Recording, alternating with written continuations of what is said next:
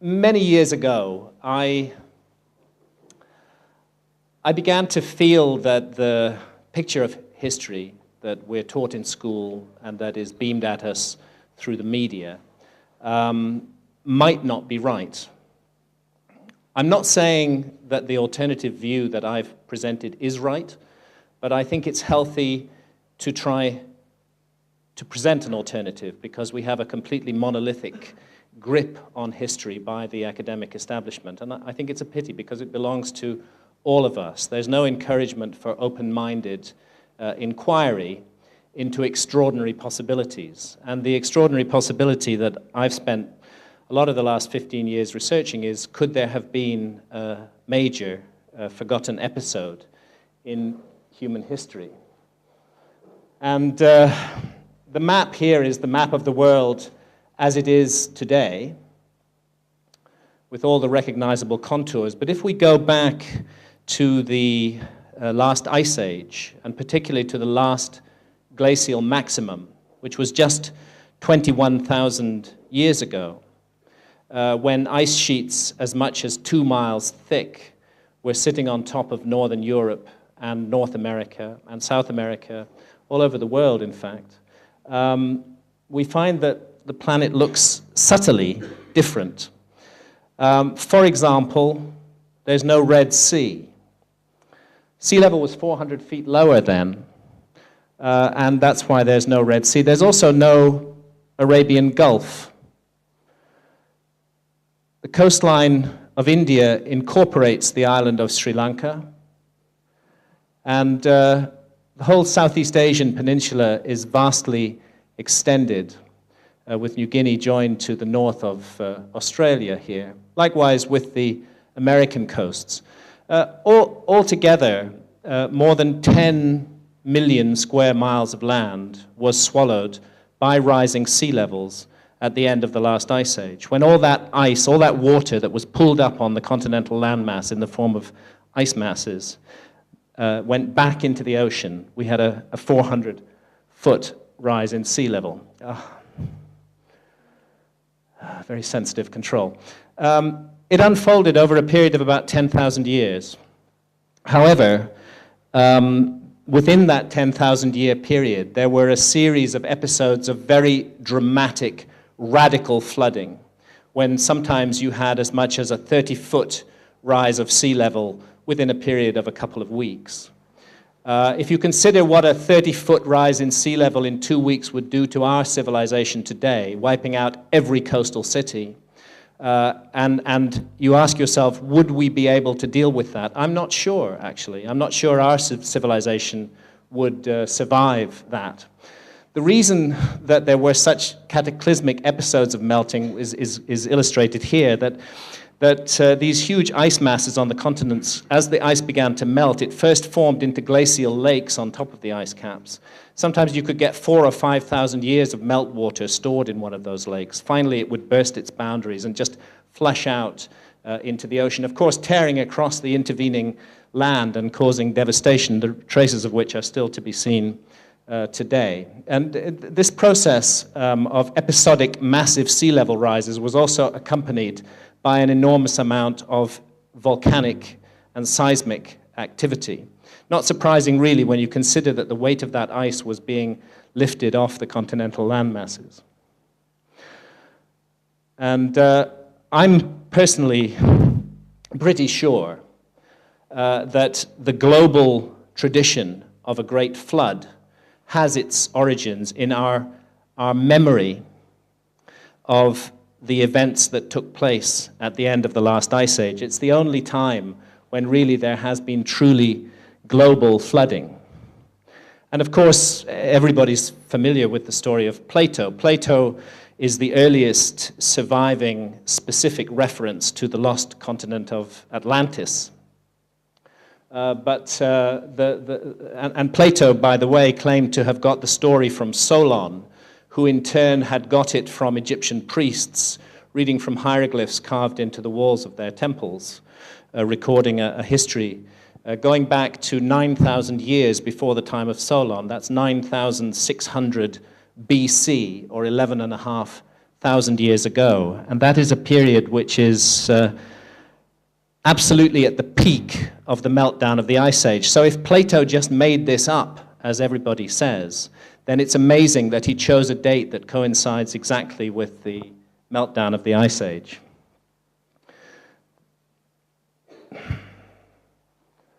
Oh dear. There we go. It's all over the world. In India, there's a powerful flood tradition, the story of Manu and Vishnu. In southern India, there's a whole separate story which relates that southern India once extended further to the east and to the south, and that a great civilization lived there and was wiped out by a flood. And again, in those traditions which are called the Sangam traditions of southern India, you find that the date that they give us coincides with about 11,500 or 12,000 years ago in our calendar, a date that coincides with the massive flooding at the end of the Ice Age. In Greece also, the same story occurs. And forgive me, I've just finished writing a new book. I'm absolutely wiped out. It's the first novel that I've written. Everything else has been non-fiction, although my critics might not agree. And I'm just completely exhausted, and I'm at the point of becoming very cranky about these technical problems, but I'll do my best. We skipped over some other slide. The Maya have it as well. The end of the last world age was brought about by a gigantic flood, the destruction of, very reminiscent of the story of Atlantis. Let's change the slide. Moses, Noah, the flood of Noah in the Bible. Next slide, please. The biblical story, it's well accepted by scholars, has its origins in the Gilgamesh epic from Sumer, which the earliest surviving written versions of which go back close to 5,000 years, and which tells a story very similar to the story that's related in the Bible. Next slide. And if we go to the Persian Gulf, where the Gilgamesh epic comes from Sumer, Iraq, we can see what happened during the meltdown of the Ice Age. At the last glacial maximum, we have effectively a Garden of Eden in the Persian Gulf. With the combined streams of the Tigris and the Euphrates running through the middle of it, there were a series of huge fertile lakes in the middle of the Gulf, and all the way out through the Straits of Hormuz. Come down to 16,400 years ago, it hasn't changed that much. There's just a little incursion of the sea.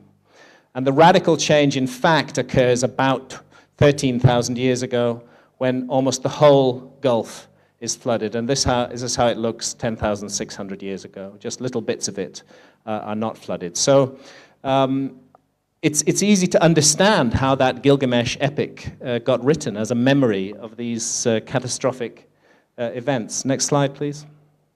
Same story in Australia. That's how it was 16,000 years ago.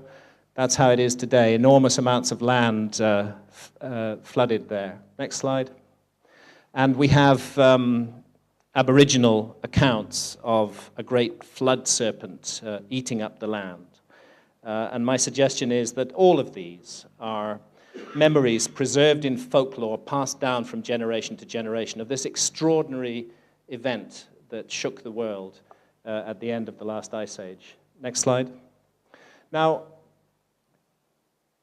it's not, I think, that surprising that our ancestors should have memorialized such catastrophic events. But the view of mainstream history is that we only had Stone Age hunter-gatherers at that time to remember these events.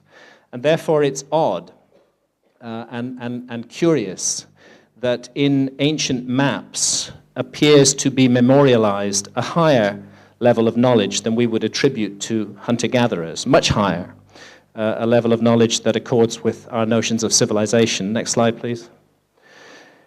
If you look at maps from the 7th century through until quite late in the 13th century, they're quite pretty to look at, but you definitely wouldn't want to try to find your direction by these maps.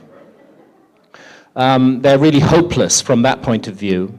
Actually, what we have... No, let's not change slides.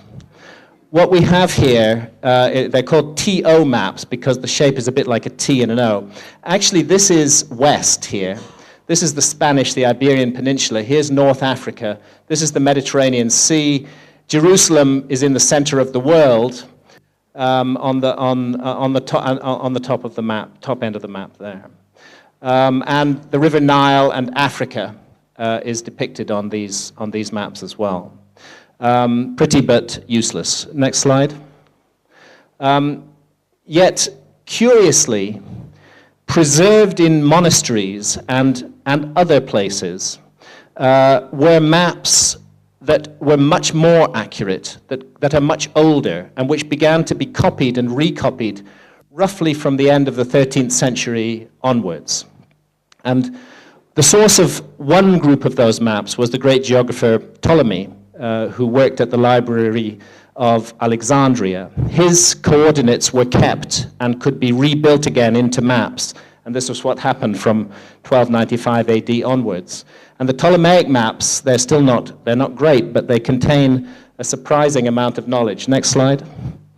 Another group of maps also surfaced at exactly that period, and these are the Portolan geographic tradition.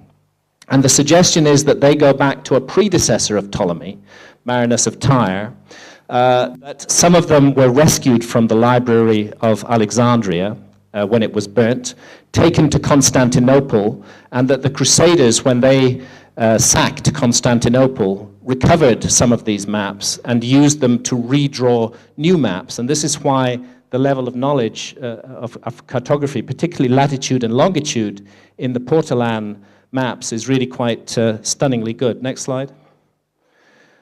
The Dulcet Portolano being an example of this. Again, you have a beautiful depiction of Spain, Italy. The whole of the Mediterranean is beautifully depicted. And the indications are that the original source maps were actually world maps, but the mariners at the time tore out the bits that interested them, where they were navigating, particularly the Mediterranean, and ended up with these fantastically accurate maps, mainly of the Mediterranean, but some of the Portolan maps are world maps. Famous Piri Reis map is particularly interesting in this respect. You can see here the east coast of South America and the west coast of Africa. And the east coast of South America appears to continue down much further here. Here's a map of the world at the last glacial maximum, where we find that the tip of South America is indeed joined to Antarctica. And the suggestion is that this map contains information that must have been set down originally during the last ice age. Next slide. Now, that's what Antarctica looks like today at the bottom of the world. Next slide, please. And that's what it looked like in about 1800. It wasn't there at all. And the reason it wasn't there at all was because our civilization hadn't discovered Antarctica until 1818. And that's when conscientious map makers, not working on copies of old maps, but creating new maps, that's when they started to put Antarctica back into the picture. Next slide, please. But the interesting thing is that if you go back to the 17th and the 16th and the 15th centuries, you find many maps which show Antarctica. And they show it with a really quite high degree of precision. And what all these maps have in common is that they are copies of older maps. The original source documents have not survived, but the copies have. Next slide, please. Again, here, this is Gerard Mercator, the great map maker responsible for the Mercator projection. He features Antarctica on his map in the mid-16th century, 200 years before it was discovered, 300 years. Next slide, please. And interestingly, just if you go into some of the small details of these maps, it's interesting too. I was lucky enough in my book Underworld to work with Dr. Glenn Milne at the University of Durham, who his team have the leading information on the meltdown at the end of the Ice Age. He can print you out a computer simulation of any coastline anywhere in the world in the last 30,000 years, pretty much exactly how it looked. Now on this map from 1513, British Isles, Ireland, and off the coast, the west coast of Ireland, we see an island indicated, and that island was called High Brazil. And quite a number of expeditions were sent out, 16th, 15th centuries, to look for High Brazil. But they couldn't ever find it because they would have needed more than a ship. They would have needed a time machine to find High Brazil.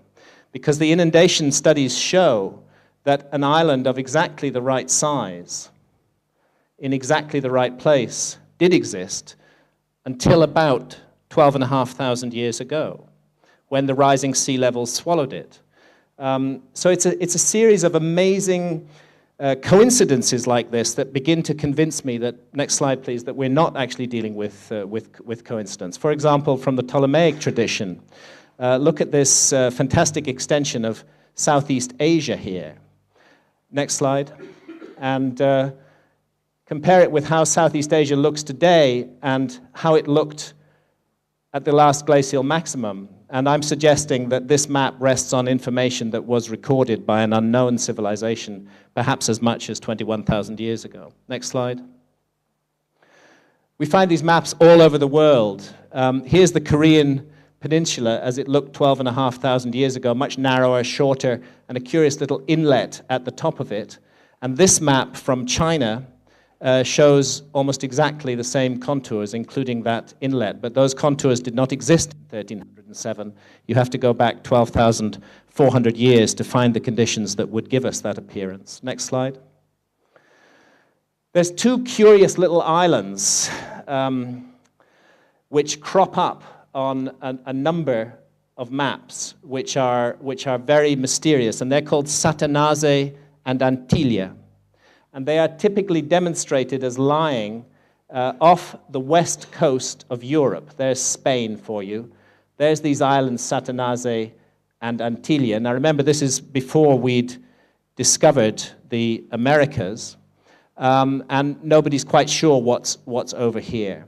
Now, of course, we know that there are no such islands as these in the Atlantic Ocean.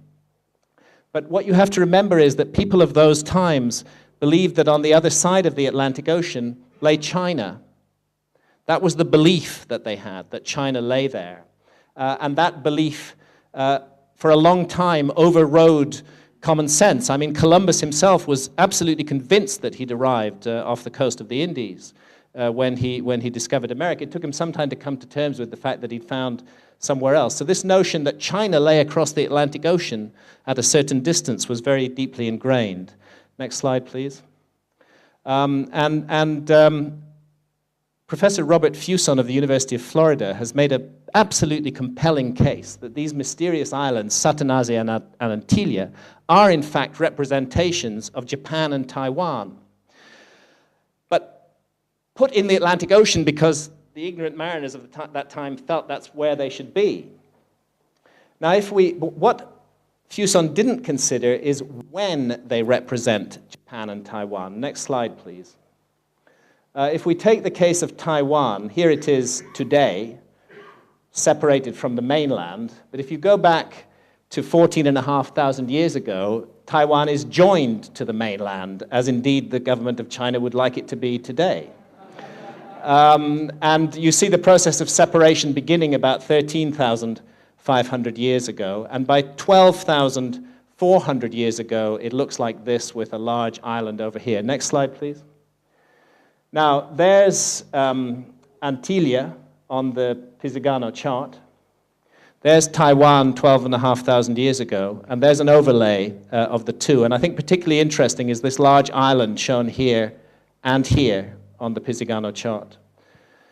And the suggestion that Taiwan 12,500 years ago may have been what was mapped in that map. Next slide, please.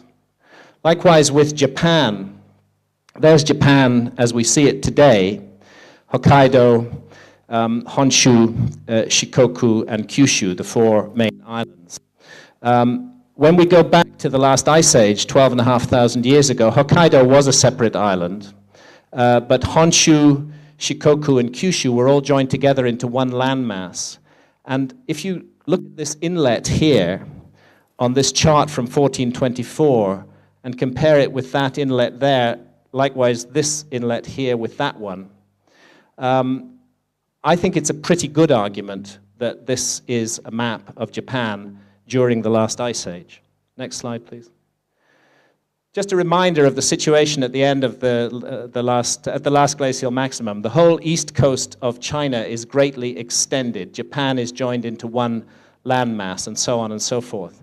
Now, when I started hearing rumors of ruins underwater in this area, I felt it was important on the next stage of my research to investigate these. So my wife, Santha, and I trained as scuba divers back in 1997.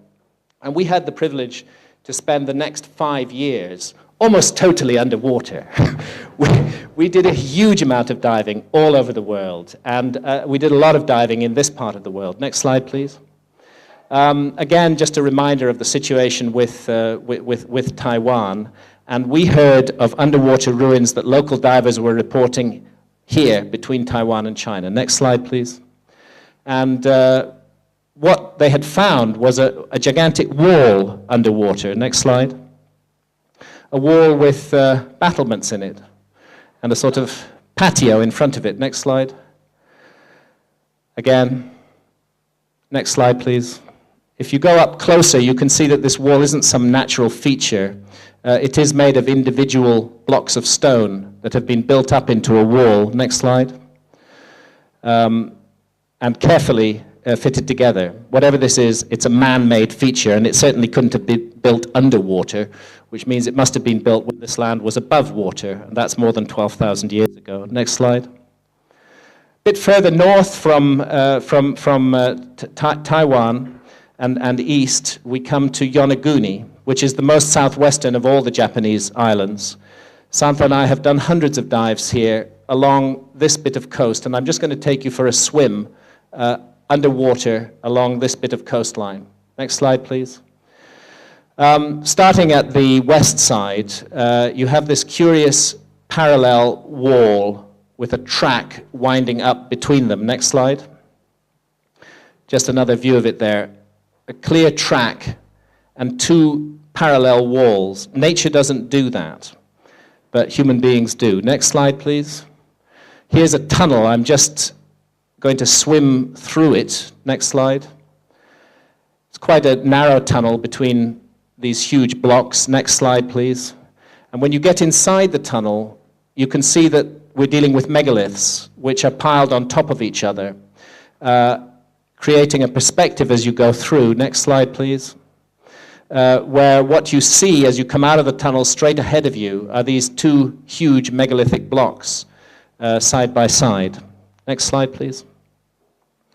And that's just a view up from the bottom of the blocks up towards the surface. They're really large. They would weigh about 150 tons each. Next slide, please. Again, I'm just in there for scale. Geologists who haven't explored the site and haven't dived there have suggested that these blocks must have fallen from cliffs up above, somehow falling into position without breaking. The fact that there aren't cliffs up above that immediate point doesn't deter them from this solution, because the alternative solution that it was put there by human beings more than 13,000 years ago is too horrifying to contemplate. Next slide, please. It's a majestic place, a wonderful place to dive, and it has an atmosphere and an aura of a sacred place like nowhere else on Earth that I've visited, and I've visited many sacred places. Next slide, please. Backing off, you see that those two blocks are wedged in beside a promontory of rock, and I'm going to bring us round this way now. Next slide, please, where we come to the famous steps of Yonaguni. Next slide, please, which are beautifully cut out of the bedrock with lovely lines and pattern to it.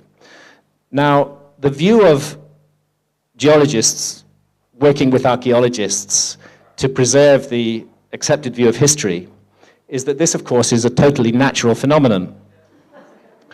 And it was created by, as the sea level rose, the waves smashed against this rock surface. It's actually not as crazy as it sounds. They do have a point.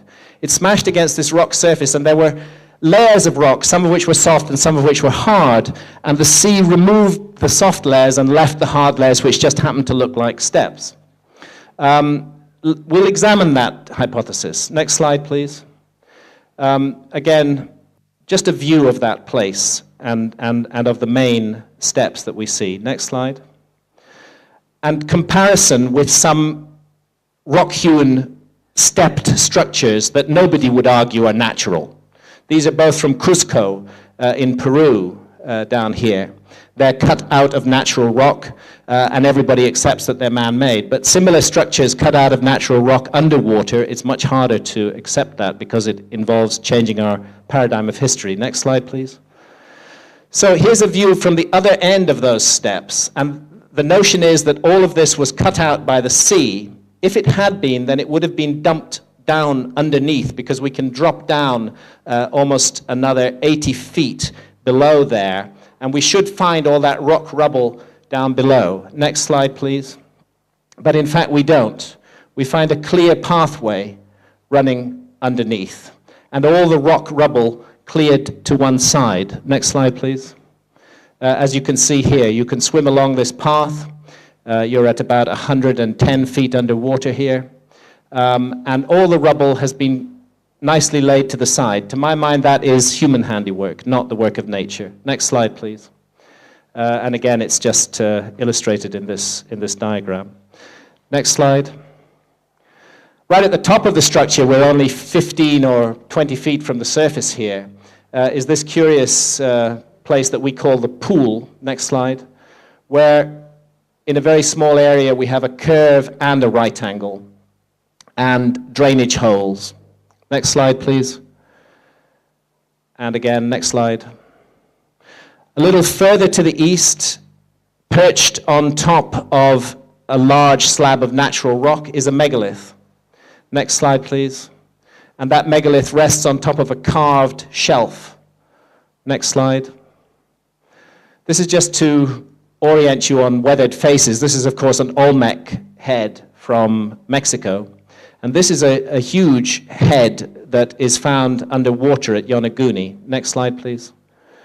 The eyes, the nose, and the mouth look due south. Next slide.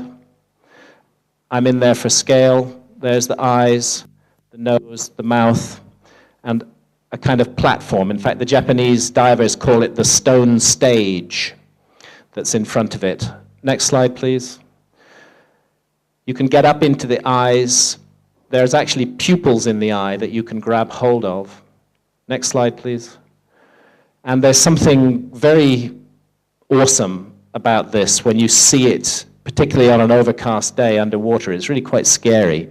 Next slide. And we can see that the head, there's the eyes, the nose, the mouth.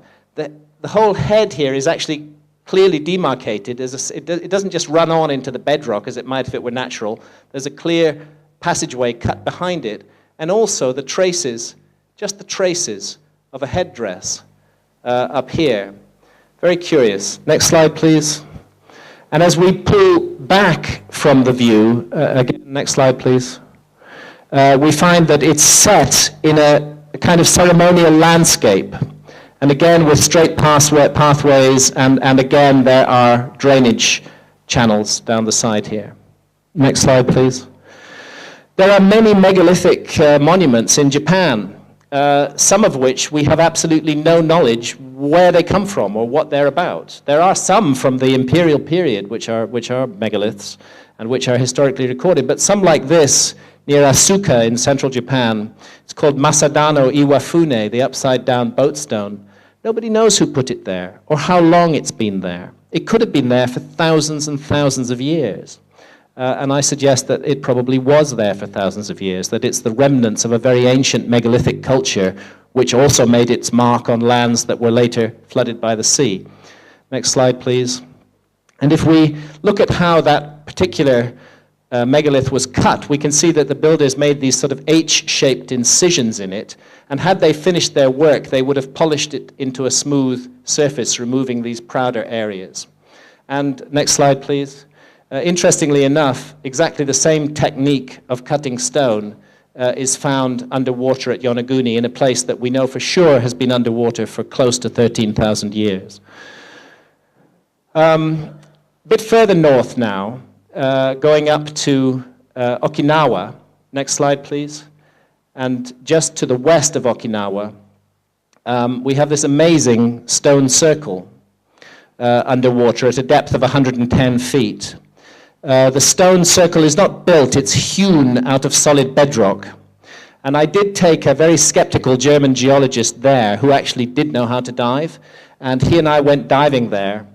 And he admitted afterwards that he couldn't think of any natural process that could have created this stone circle.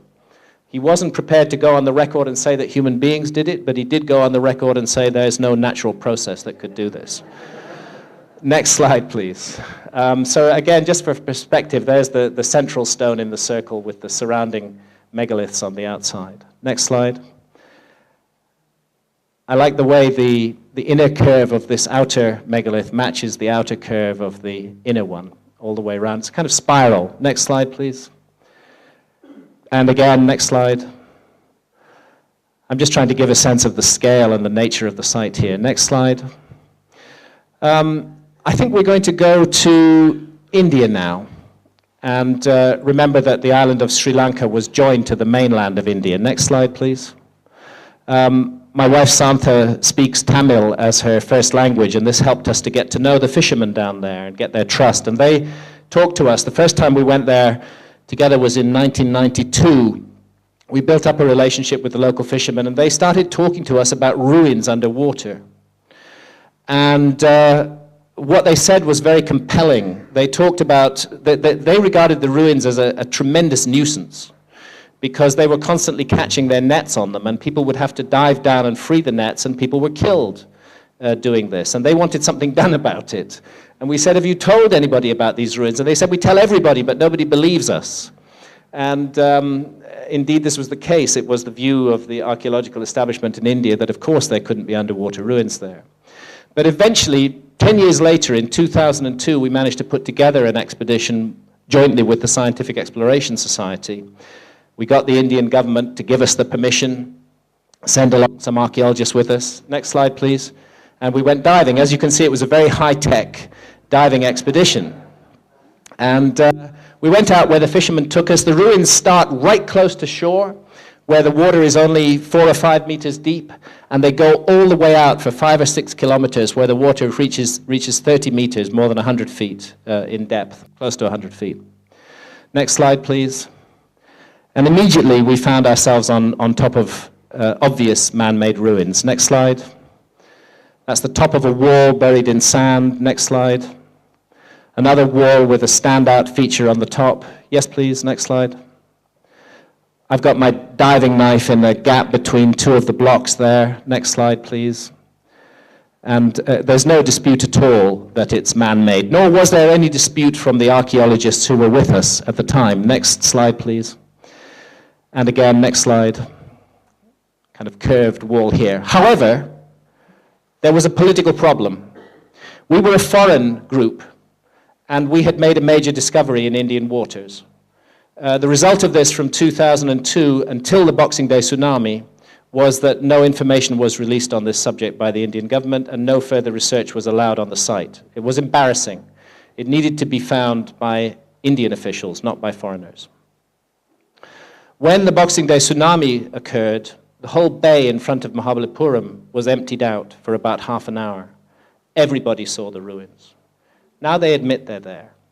And they have started to do some research. But the research so far is only being done in the intertidal zone, down to about 5 meters depth. And the really interesting, juicy stuff is out in deeper water. Next slide, please. Up here, off the Gulf of Cambay, there's been some interesting discoveries with side-scan sonar. Next slide. I can't show you diving images here, but this is what the sonar shows on the bottom of the sea at a depth of about 40 meters. And local not archaeologists, but people from the National Institute of Ocean Technology in India have annoyed the archaeological establishment by suggesting that we're looking at ruins here. Next slide, please. However, the side scan images are extremely compelling of these indeed being ruins. Next slide. And again, please. And what they've plotted appear to be two cities alongside two ancient riverbeds underwater. All that remains now is for the diving to be done. It is a difficult challenge to dive there. There's a very severe tidal flow and the Gulf is extremely polluted, but it would be possible. Next slide. Off the coast of America, if we go back to the Piri-Reis map, you can see in the center of this curious non-existent island, at least non-existent today, that there seemed to be a pattern. Do you see that pattern there? Right in the middle of it. I think it's the Bimini Road that is being shown on this map. And that's another curious underwater structure which archaeologists would prefer to be natural, but which there is very compelling argument is not natural but man-made. Next slide, please. What about above water? There's lots of stuff above water that may have been wrongly allocated to the historical period. Next slide. Let's go to Giza in Egypt. But just a point here that this Piri-Reis map is actually set on a very modern type of projection based on Cairo, based on Giza, actually. So let's go to Giza. And we see the Great Sphinx. The question is, yes, it faces east, but how long has it been facing east? Next slide. From the air, and I'd like to say all the photographs here have been taken by my wife Santha, this one from a military helicopter. From the air, you get a sense that this is truly a megalithic site and that it's very, very, very old. And what you see in front of the Sphinx are these two large temples. Next slide, please. The Sphinx was created by cutting out its core body from the surrounding bedrock and creating this ditch around the Sphinx. And then all the rock that was removed from here was moved forward and raised up into these two huge temples, where many of the blocks weigh well in excess of 100 tons. And I won't go into it in any depth here, the water weathering argument of John Anthony West and Professor Robert Schoch. I'm sure you're all familiar with it. But the evidence of geology is that the Sphinx and its trench were subjected to thousands of years of very heavy rainfall. And the problem this creates for history is that such rainfall never occurred in Egypt from the time of the pharaohs onwards. It was all much older than that, during the Neolithic subpluvial. At the very least, the Sphinx must have been standing there from 9,000 or 10,000 years ago, and perhaps much older than that. Next slide, please. Which also means that these megalithic temples are older than the period that they're attributed to, because they were created at the same time as the Sphinx. Next slide. Well, this is the best place in the world to stand. On top of the Great Pyramid of Giza, really, it is like being on a flying carpet. It's a most amazing place to be, and that's the second pyramid, the Pyramid of Khafren, just behind me there. A small personal note. Please go back to that slide. We're not telepathic yet. Just one step down, I found my grandfather's graffiti. Put there in April 1916 when he was with the British forces in Egypt. And I checked it out in his diary, that date in April 1916, one line, climbed Great Pyramid today. It was, there's lots of other graffiti up there, but that one was really had a personal meaning for me. Next slide. The Great Pyramid itself, an incredible structure, 6 million tons, 13-acre footprint. Next slide, please. Perfectly aligned to true north, south, east, and west. It's just 3/60th of a single degree off true north. Incredible work of precision. Next slide. And interestingly, it's also an accurate symbolic scale model of one hemisphere of the Earth on a scale of 1 to 43,200. If it was any other number, I'd say it was a coincidence. but 43,200 belongs to a sequence of numbers that's actually highly significant and appears in ancient myths all around the world. It works like this. If you take the height of the Great Pyramid and multiply it by 43,200, you get the polar radius of the Earth. And if you take the base perimeter, measure it, and multiply it by 43,200, you get the equatorial circumference of the Earth. Next slide, please. Why is the number 43,200 important? Go read this book, one of the best books on ancient mysteries ever written by a professor of the history of science at Massachusetts Institute of Technology, Professor Giorgio de Santillana, who looks at the recording of information about an obscure and hard-to-observe astronomical phenomenon called precession of the equinoxes in myths all around the world. Next slide.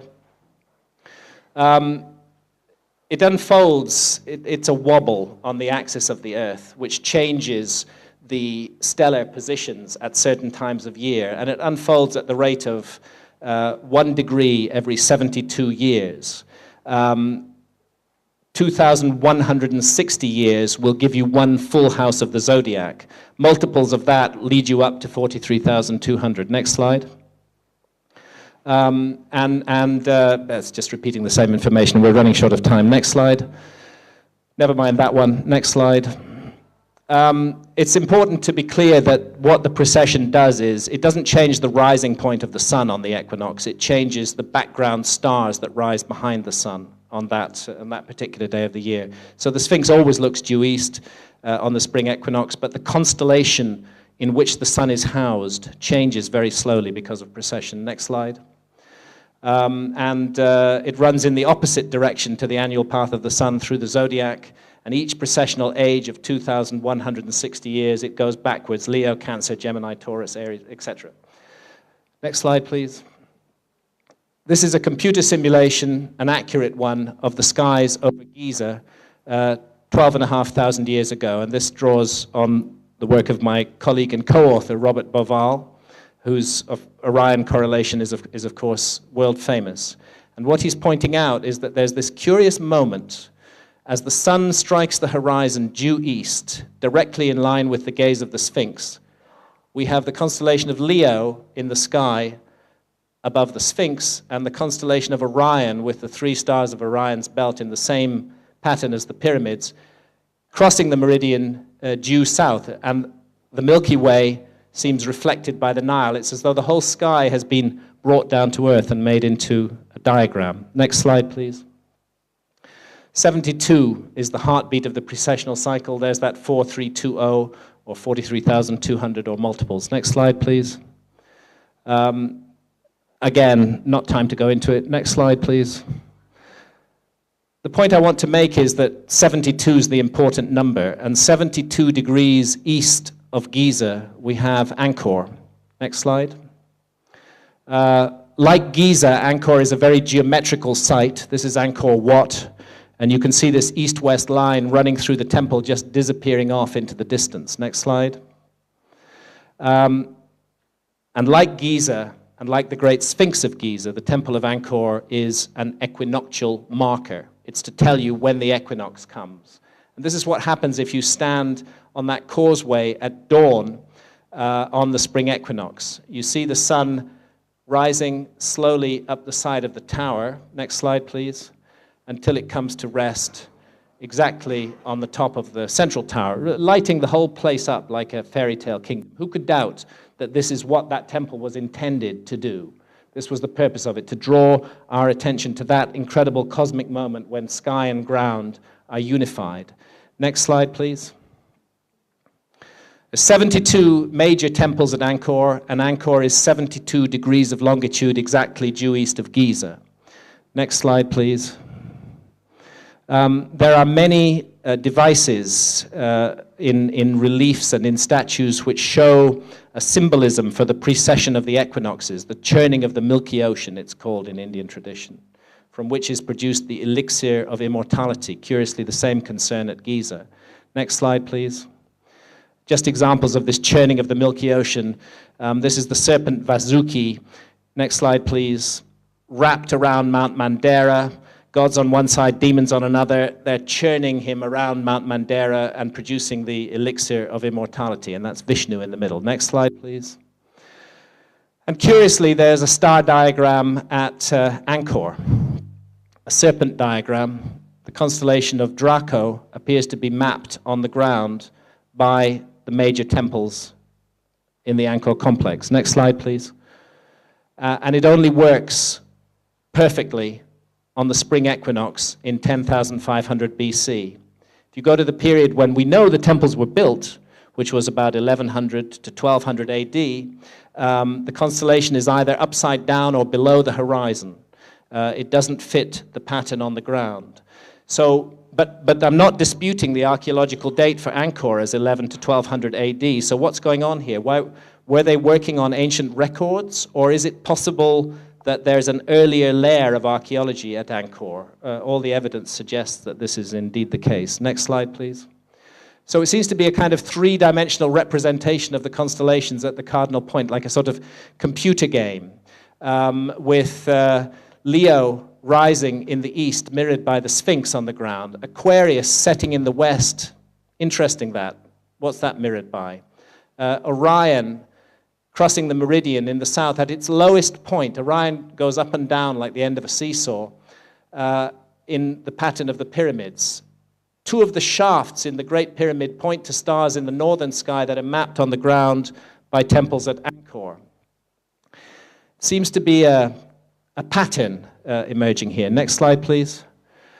Interestingly, if we go back to that time, 12,500, 13,000 years ago, something really quite extraordinary did happen then. The Earth was hit by a gigantic comet. It hit North America, it fragmented, it created the Carolina Bays. It was responsible for huge extinctions all around the world. It's very odd that this should date exactly to the time that seems to come up in so many myths and traditions about the loss of an ancient civilization. Next slide, please.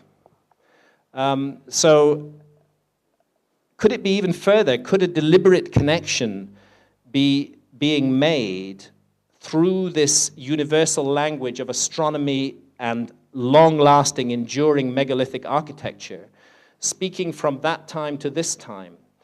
Because what we find is that today, Orion is at its highest point in its cycle, Draco's at its lowest point, and Leo is setting beneath the horizon, and Aquarius is rising as we enter the age of Aquarius. It's like the whole diagram has come halfway around the circle. Next slide, please. That time, a time of cataclysm, 12,500 years ago, is there a message here to our time? Certainly the Mayan calendar is taken by some to suggest a prophecy of the end of the world, or at least of civilization as we know it, on the 21st of December, 2012. Next slide, please. The previous world age in the Mayan system was ended by a cataclysm. Next slide. And the Dresden Codex has this image of the destruction of the world, the rain serpents stretching across the sky, the final, all-embracing cataclysm, a cataclysm of water that is to come upon us. Next slide, please. The Mayan calendar is full of those same system of numbers that we find at Giza, 72 working its way up. Go ahead, next slide. And they also made pyramidal structures aligned to the sun at certain times of the year. Next slide. This pyramid of Kukulkan at Chichen Itza is also an equinoctial marker, because only on the equinox do you get the serpent effect on the northern stairway. It's so set that around 5 in the evening, as the sun is setting, the whole form of the serpent, the head of the serpent is always at the bottom, but in shadow play, the whole form of the serpent appears. Next slide. And it forewarns of an event 2 months later, when the sun and the Pleiades conjunct at the zenith of the sky. So there's no doubt, not only that this is an equinoctial marker, but also it's pointing to our current era, because this is the only time that this highly significant conjunction occurs. Next slide, please. And it raises to my mind, could it be something to do with this comet that hit the Earth 12,900 years ago? Could it be something that's going to come back?